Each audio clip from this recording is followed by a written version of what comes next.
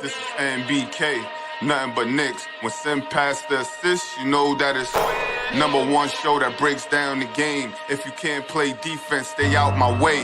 Dribble the ball, come down the lane. 5 seconds on the shot clock, who gon' win us the game? You wanna hear Nick updates and trade rumors? Post-game reviews, this the place to tune in. So tell a friend just to keep the ball moving. Like the page if you feeling the movement.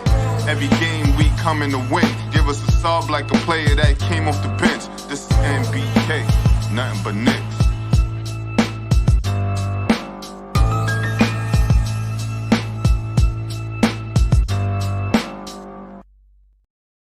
Knicks family, what's poppin'? It's your boy. Ladies and gentlemen, not a whole lot of New York Knicks news, but a little bit. And this may not be the type of news that we want to hear, but with everything going on with the Los Angeles Clippers and Kawhi Leonard, Pablo Torre alludes to investigating Jalen Brunson. Tony, what's poppin' with you, brother? How you feeling? What's good, Sim? Shout out to the chat. Your blackest time. I'm good, man. I mean, it's not great news, but I'm good personally. Right. It's not great news. I mean, listen, I think the Knicks have already been through this with Jalen Brunson. So I'm sure the NBA knows all the details. I guess what they'll be investigating, if what actually happens, is was there something like with this new contract of Jalen Brunson? Is there something similar to what took place with Kawhi Leonard? That whole thing with Kawhi Leonard is, was kind of crazy. The Clippers always find themselves into something. And now you got to stay with Kawhi Leonard. But let's take a listen to Pablo. The whistleblower. The whistleblower.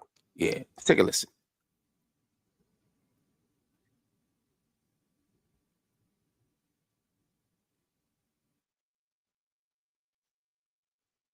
Are you hearing that?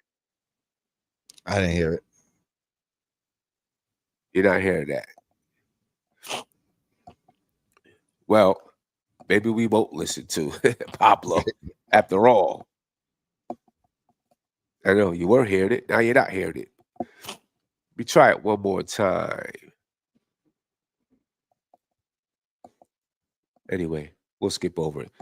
What Pablo said is that the Knicks got a good deal and that there are people calling this tip line saying, look into Jalen Brunson. People that don't like Jalen Brunson, probably Mavs fans, telling them Philadelphia fans. To look into Jalen Brunson. He didn't really say that he would look into Jalen Brunson. He said I may or may not take a look into Jalen Brunson. Do you think is there anything there, Tony? So to me, the scary thing is, and you alluded to it, we've been through this before, right? I didn't think there was anything there with the Mavs and the Knicks getting Brunson and how that went down. But lo and behold, we got hit with tampering. We paid the penalty. So that's the scary thing to me, because I didn't think anything was there the first time around. I thought it would be very hard to find some type of collusion. I mean, or it's two ways to look at it. His dad is here. You know what I mean? So we talked about it. We joked about it about the time. So what? He can't go home and have dinner with his dad? You know what I mean? Is the house bugged? You know what I mean? Like, how are they proving this this interference in the first place? Right. Now, when we're looking at, the Kawhi situation, this is a bit different, because I would think they would have to find a smoking gun. You know what I mean? They would have to really find something. I think this one is harder to prove. I'll say that. But it's spooky. I will say that it's spooky. True. It wouldn't be the same as Kawhi. I mean, we know. Have you seen what have we seen Jalen Brunson? Everything that Jalen Brunson has endorsed, we've seen it on television, right? Kawhi Leonard was endorsed by this tree company, but never did an interview, never did, retweet it or tweeted anything about it or showed up in a commercial or, you know. And then, of course, this company was supposed to be, they were supposed to be on the Clippers uniforms, right? They were advertised on the back of their seats or something like that. Like they were advertised throughout the stadium. They were in the background of interviews. And of and course, yeah, go ahead. the owner with the $50 million investment in the company. Right. You know what I'm saying? So, yeah, I don't think there's anything like that with Jalen Brunson in the Knicks. Was there talking to his dad beforehand and that? Probably so. Okay. And I think Leon Rose probably knew what the consequences were going to be and said, okay, we're going to stack second round picks anyway. So I don't care. So I don't think there's any legs to it for real. I don't think there's any legs whatsoever. Can I play devil's advocate? Yes, sir. And this is not necessarily my thought process, but this is something that I've definitely seen in the chat. Not today, but in the past. Right. So those who have said,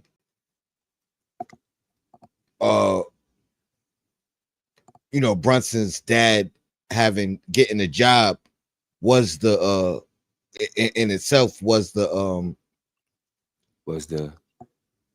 smoking gun or the tampering. Right. Now again, we could have debunked that, and he had the relationship with Tibbs. He's been with Tibbs on a coaching staff on numerous of teams where Brunson never played. But now, then the next thing was the promotion that Rick Brunson got, which wasn't seemingly ever a position that he held under Tibbs. And then of course Tibbs being fired and the majority of his staff being let go as well, and not Brunson. Right. So those are things that I'm not saying, but I think people will point to, the naysayers. And again, I've read this within the Knicks community chat, not even necessarily just abroad in basketball talk. So I think we'll hear some of that within the community. Right. If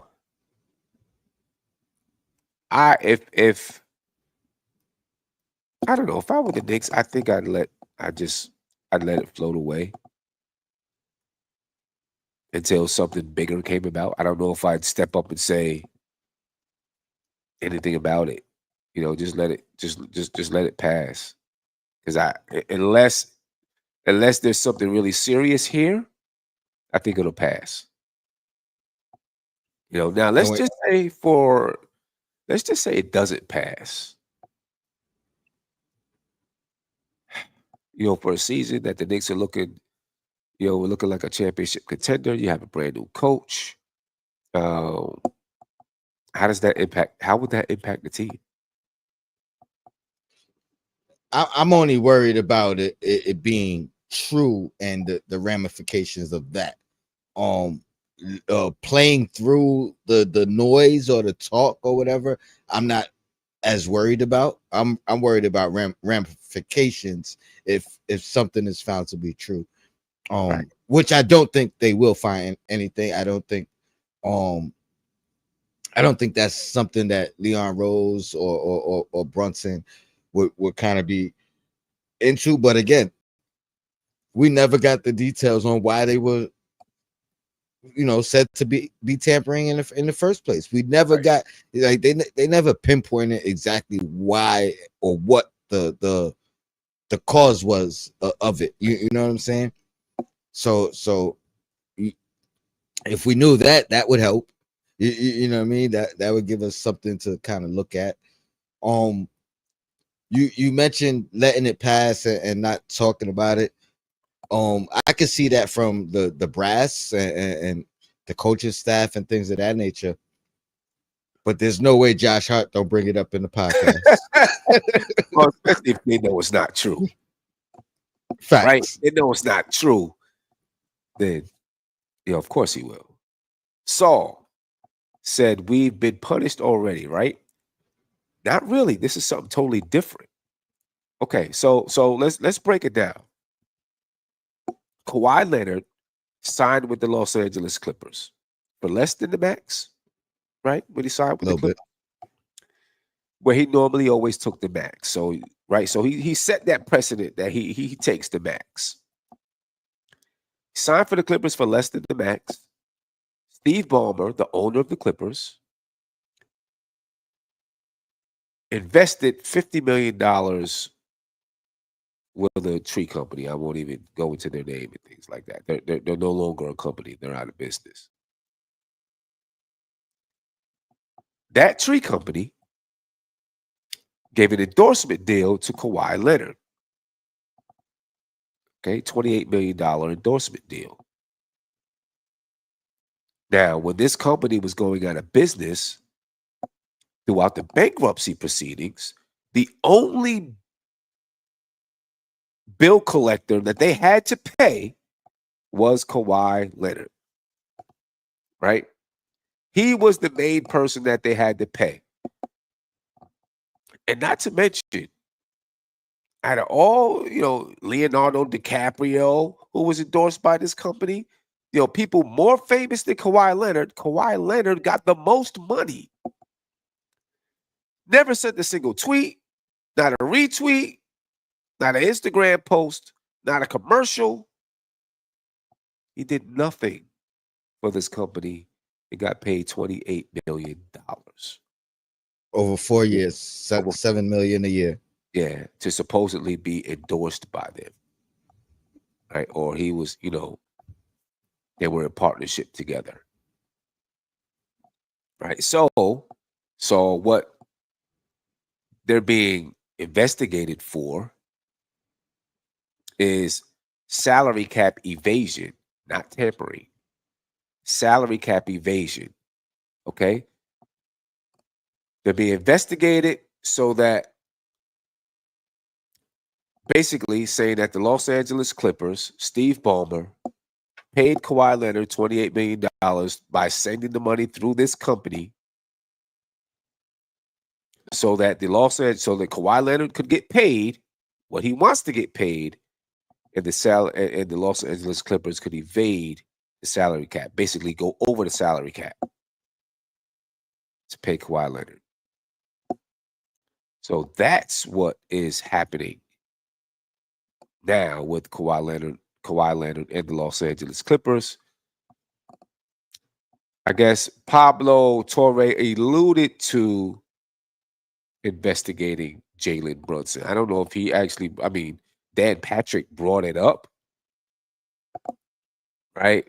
Pablo talked about fans or people hitting up his tip line and saying, to investigate Jalen Brunson. He said he may or may not. He did say, that was a really good deal for the Knicks. And I think he's more talking about the extension, not the first deal, the extension. I think that's what he's talking about. So, we'll see. Go ahead. This is why I was so gun-ho in correcting or just clarifying when a lot of people were talking about, oh, Brunson left $100 million on the table. Oh, Brunson took a pay cut. Brunson did not take a pay cut. He took the full max money that he was allowed after opting out of his final year. That extra 113 million would have only been available had he not opted out, had he played the last year, and had he re-signed after that year. Which again would have been a gamble, because who knows what could happen during a year. You know what I mean? So everybody who like, even the premise of him leaving money on the table or taking a pay cut, which would give some credence into, oh, go investigate him. How did he make this money up somehow? Whatever the case, it is unfair and untrue. You know what I mean? He took the max money that he was allowed in re-signing. Right. He just did it early. Yeah. I don't think there's any legs here for real. I don't see that Jalen Brunson.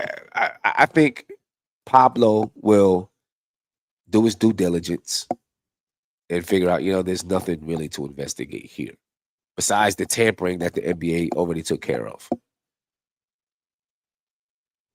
I don't think there's anything. I think we're cool with that. Do you think he stumbled upon the story as he claims? Like, what do you think spearheaded him finding this information? It's a good question.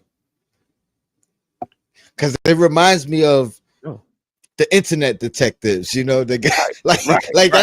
that's not your job per se. Now, granted, you are a reporter or a journalist or whatever, and sometimes you want to find some news, right? You know what I mean? But that's not like this is what your job is, and you was just doing your job, and you dug and you dug and dug. This was a passion project, if you will. You know what I'm saying? Who knows, man? I mean, maybe he heard some other things about Kawhi Leonard, right? Apparently asked the Toronto Raptors management to find him $15 million in endorsement deals. Right? Rumors that he was asking the Lakers to do some underhanded things or whatever. Maybe he said, let's look into this and see what's happening, see what's going on. And the fact that he signed an endorsement deal for way more than Leonardo DiCaprio. For a tree company. For a tree company. Now, this is supposed to be a tree company that's about, keeping the world green and whatever. Leonardo DiCaprio is known for that stuff, for that. Kawhi Leonard's not known for that. Why in the world would he get $28 million and Leonardo DiCaprio wouldn't? I mean, that right there has to pique somebody's interest. And then the fact that Kawhi Leonard never spoke a word about this company, but he's the one that had to get paid. How could you not? If you're someone, if you're a reporter, how could you not see this and say something's amiss? Something's not right. I want to find out what it is. What do you think happens to Kawhi?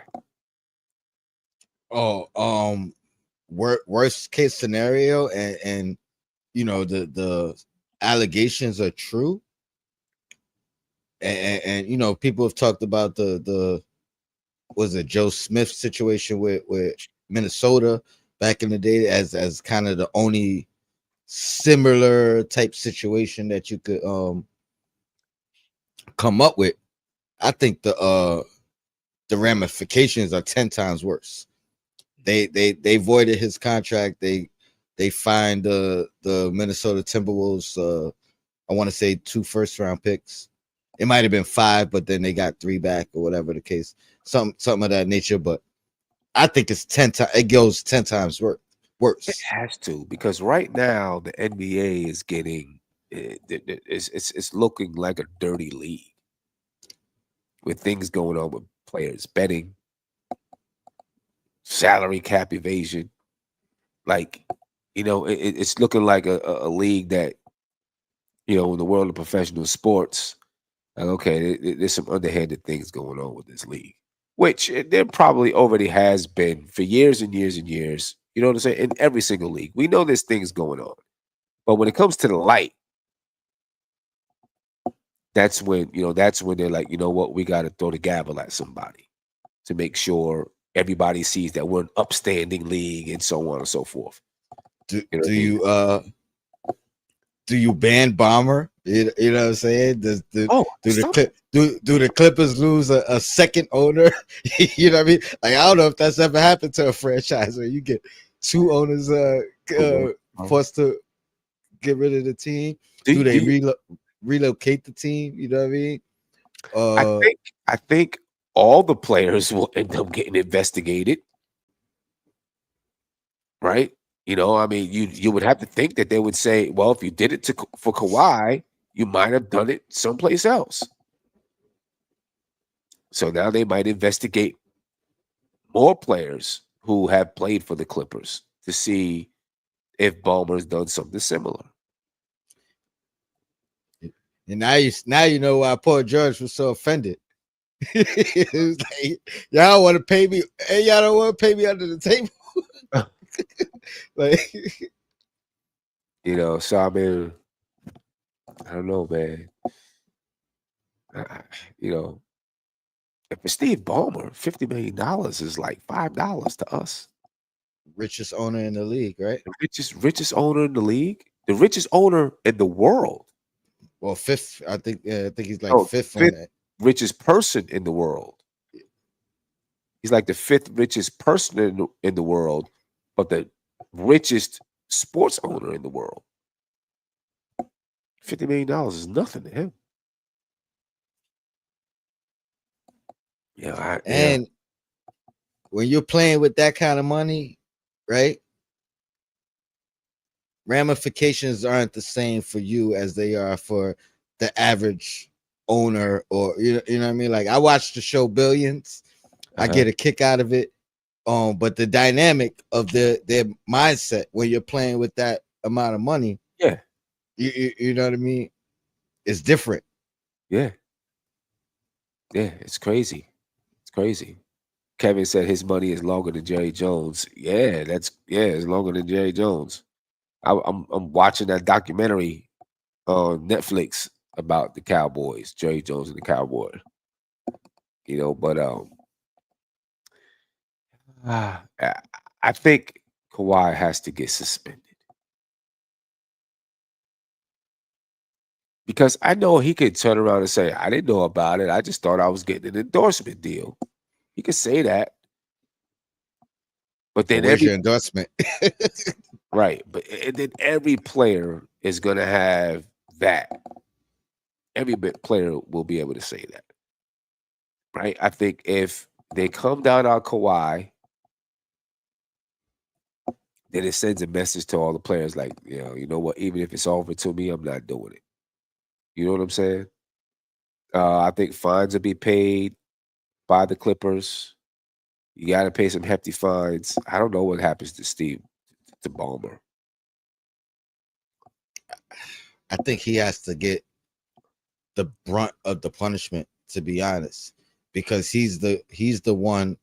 Again, we spoke about this with you know, just hypothetically speaking about under the table deals, and if I had that amount of money, you know what I mean, I would do this to get this person. Or so an example has to be set. The problem is there's no other guy. Like we said, he's the fifth richest guy in the world. There's nobody else in that position to even maybe have the gall to kind of do these type of things, right? To that extent, you know what I mean, where the ramifications don't bother him, right? I mean, you got to hit him big. My man Andy in the building, international Andy in the building. What's popping, my brother? How you? I mean, we've talked a little bit on Twitter here and there, but I haven't seen international Andy in a minute.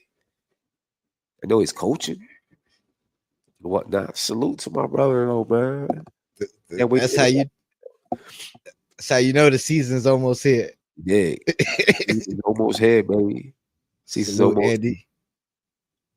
Well, you know, let's hope that everything is cool with Jalen Brunson. I don't think it has any legs, so I think we're clear there. I think we're good. You know, we definitely don't want it to impact the season. You know, this is supposed to be one of the best seasons in Knicks history. The last thing we need is something like this to impact it. put a stain on it. We don't want that. We want to go ahead and have the season that we're supposed to have this year. Um, I did want to talk about one of the guys that we were interested in, Ben Simmons, right? May not play in the NBA this year. What do you think about that? This is what I spoke about early on when I said, if he wants to be here, all the mental aspects of or mental hurdles that people speak about him having to deal with and overcome and being built for New York, I was less concerned with. Because I said if he came here, it's because of basketball reasons, right? It's because he wants to win a championship. It's because he wants to play on a good team. He's not coming here based off of being paid or the highest bidder, right, or anything like that. So this sounds like he wants the highest bidder. He doesn't want the vet minimum. He may take a contract overseas or Australia or whatever. That would be a lot more lucrative. But again, I still stand on if he wants to be here, sign him up. You know what I mean? Because again, if he wants to be here, it's basketball reasons and nothing else. Right. For me, this I don't know, this kind of news. I was really in support of the Knicks bringing in Ben Simmons, but this kind of news turns me off. Turns me off. It does make me question, just his want or will to play in the NBA, to put in the work to get better, and if he would be ready to join a championship contender or can help a championship contender with that type of mentality. Here's what my bad, Sim. I would just add that I also would like to hear it as like from the horse's mouth per se, as opposed to because it's not necessarily sourced.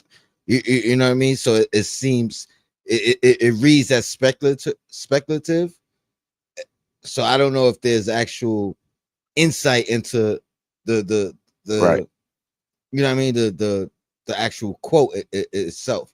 Now if it's quoted from Ben Simmons himself, but you know what I mean. Right. I read it as him being questioned as opposed to him questioning whether you know what I mean. So that's my only pushback on it. But yeah, if it was a quote from Ben, yeah, I don't want him under them circumstances. Yeah, Kevin said he absolutely wants the highest bidder. He can sit out this year, as far as I'm concerned. Do you think this could just be something to get the bids up? If it is, then go ahead, bro. Go somewhere. Go get your bread. Not here. You know what I'm saying? And that's where I'm with you with it. Right. Does he even have that much do teams want him that bad where he can say, well, I'm not gonna play in the NBA then, and they pay him? I don't think so. And the speculation has been the same thing for Russell Westbrook, who I mean, you could argue has been more productive than Ben Simmons, at least, especially over the past 4 years or so. You know what I mean? Not looking at last year in the vacuum. So but it's been identical. Russell Westbrook doesn't necessarily want to take the minimum, and he doesn't have the options to get paid out there. To me, that's interesting. But if that's the case, then now it goes back to your love of the game, right? Yeah. It's hard to know if he really loves the game like that, I guess. I don't know. I don't know. And we've also talked about how it's once you accept the vet minimum, it's hard to get out that box. You know you know what I mean? Like, and Yeah, I've heard that's players talk about it. You know what I right. mean? Right. Once you take that what it don't even gotta be the minimum. Once you take that mid-level deal, it's hard to get out of that box. Become a mid-level player. Right. You become a player that we can get at the mid-level exception or at the veterans minimum, but can produce more than that. Right. Yeah, I get it. I get it. You know. So maybe he's playing the waiting game, and just before camp, he'll finally sign with someone. You know, we'll see. What I will say is don't use us, bro. You know what I Right, mean? If you right, interested and you trying to ball and you trying to contribute right. as a fan, I salute you and Yeah, welcome you aboard. If you yeah, trying to leverage us, you know what I mean? If you try if you try to get that last check, you know what I mean, but don't care about your input or output, yeah, yeah, I'll pass. yeah. Nah, I feel you. Speaking of my man, international Andy from Poland, there it is from Poland. Yabusele dropped 36 on Poland. How do you feel about that, Tony? Are you look at that as you feel good about that with him coming? Drop The 36 on Poland. So he can score, he can knock down threes, et cetera, et cetera. the performance is super encouraging. I think that was a career high for him, Uh-huh. but his energy and his output just in these summer games, Right. being named the captain of the French team, um, it's showing a lot of growth. You know what I mean? Like I ain't gonna lie, I'm way higher on Yabusele today than I was with the signing. At the time of the signing, like I wasn't mad at the signing, but just looking at his getting to see him play some basketball. Right. You know what I mean in the summer, and looking at how he's grown, even as a statesman for his country. You know what I mean? And then having this career game, the thing that stood out: 12 3-point attempts, knocked down 6, 6-7.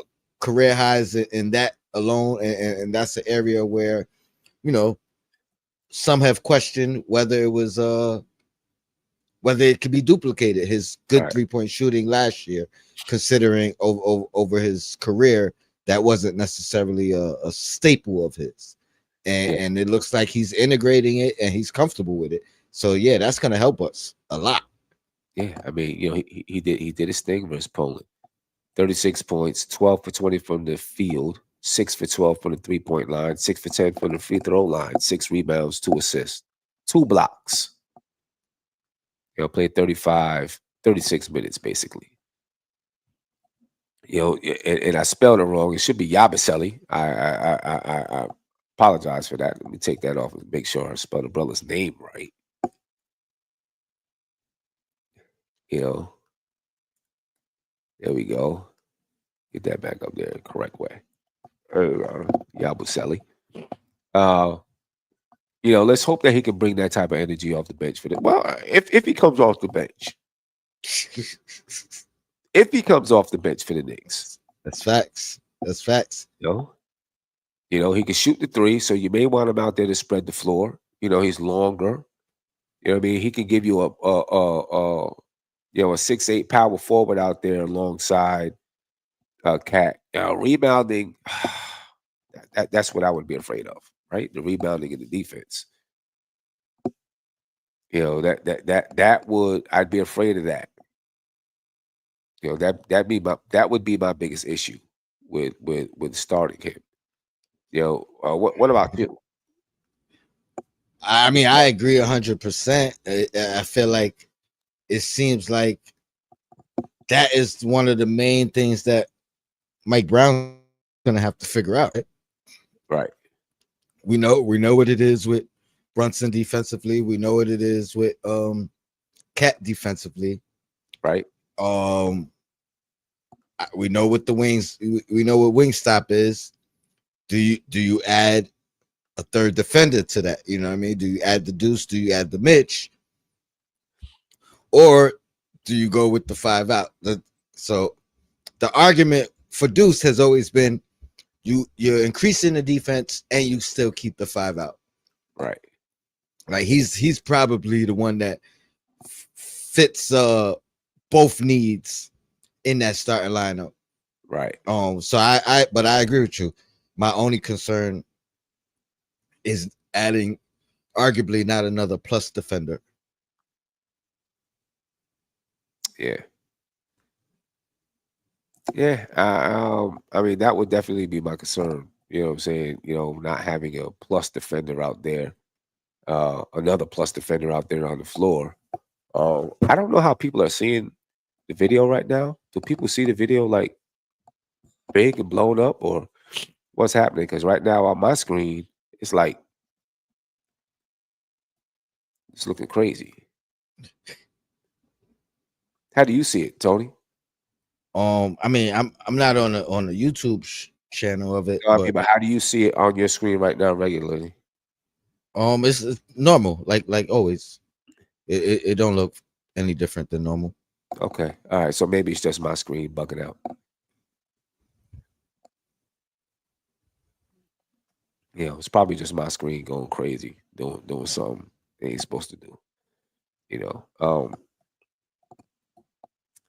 I don't know. You know what I'm saying? I'd be nervous about that. I'd be nervous about, you know, not having the defensive. I mean, you know, we got we'd have 2 defensive guys out there on the floor. We at least need to have 3 out there on the floor. You know what I'm saying? I agree 100%. And we'd have 2. And you know, again, whether it's Deuce, whether it's Mitch, whatever it is, I like the sense. I like the fact of having Yabusele off the bench, having Clarkson off the bench, because those 2 guys off the bench clears up again one of our biggest holes of last year. You know what I mean? That shores up the bench production. Right. Them 2 alone, you know what I mean, kind of sure or numerically give us better bench production than what we had last year. You know, not including whether Deuce is with them or not, or you know whether Hart is with them or not. You know what I mean? So I rather use them as the strength that they are, right, or the addition that they are, than kind of. But again, it's a new coach. He it's all new to him. So whatever he decides, it's not like this is something he tried already. Right. You know what I mean? So right. It's just questions that we're gonna have to wait to see how they get answered. Yeah, we'll see. I mean, you know, Yabusele drops 36 on Poland, ladies and gentlemen. Just hope that he's bringing that to the team this year. You know what I mean? And you know, can bring a big be a big boost off the bench. You know what I mean? Because if he's coming off the bench, you know, you have him coming off the bench, and you have Clarkson, and then we'll see who else we pick up. You know, whatever happens, and then you know, that was our biggest weakness last year, the bench. Now all of a sudden we have a pretty strong bench. You know, anyway, that's really all I had, Tom. I didn't have too much. 39 minutes. You know, I expected this show to go about 30 minutes, so 39 minutes ain't too bad. It's late. It's 1:08 in the morning. I got to get up early and whatnot. I'll probably jump on again tomorrow night. So do you know when does camp start? Like September 30th? Normally around September 30th, right? For us, it's the 22nd. 22nd? Well, media day for us is the 22nd. It's early because we go to Dubai. Right. So we get our media day a couple days earlier than the collective of the league. Right. We go to Dubai. Yeah. A couple weeks, ladies and gentlemen. It's September 4th. We have 2.5 weeks until the Knicks hit training camp. Take a trip to Dubai. I think that'll be a good team building, team bonding experience. I called that last year. September 23rd is media day for the Knicks. No, I'm sorry, for Brooklyn, for the Knicks, for Philadelphia, for the 76ers, New Orleans, and for Phoenix. Yep, and then September 24th is when training camp opens. So I called that last year, Sim. What about them going to Dubai? Mm-hmm. Because Dolan, number one, it was already the Experience Abu Dhabi thing was on the jersey, and Dolan built his second sphere there. So I was like, it's right. You know what I mean? Like, yeah.